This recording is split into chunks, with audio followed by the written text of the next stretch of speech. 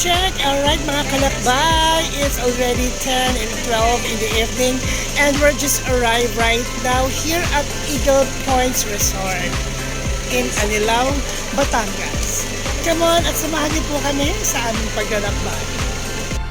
Here you go mga kalakbay. It's already 9:33 in the evening and we're just arrived right now here at Eagle Points Resort. Dito lang po yan sa Batangas. And upon you entering here in Eagle Point Resort, ito po agad yung sasalubong sa inyo yung ating reception area.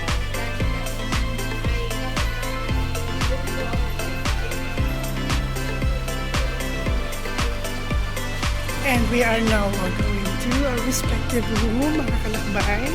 Kaya with me is Ate Ann of Ann and Univlog Adventure. Come on, let's go!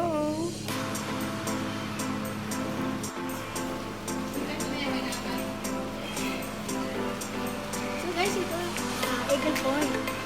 Satisfied kami ng last year. So, bumalik kami ngayon sa amin kasi gusto namin.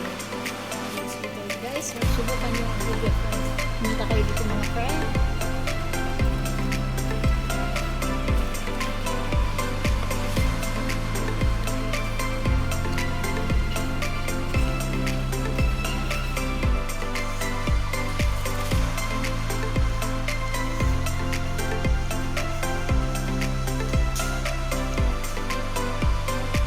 Good evening mga kalakbay! Ayan, right now, andito ngayon ako sa aming room. Ayan, dito sa Eagle Point Hotel and Resort here in Batangas.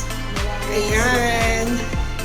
So with me is Ate Alma mga kalakbay. Mga kalakbay. Ayan, ito po yung aming pad na pag-istagan, di ba? Ang ganda. Tapos sa kabilang room si Ate Ann tsaka si Kuya Rudy. And together with their family. Maraming salamat po mga kalakbay sa pagsampo niyo muna sa akin dito. With me, of course, Ate Ann of Anna and Univlog Adventure. Hanggang sa muli!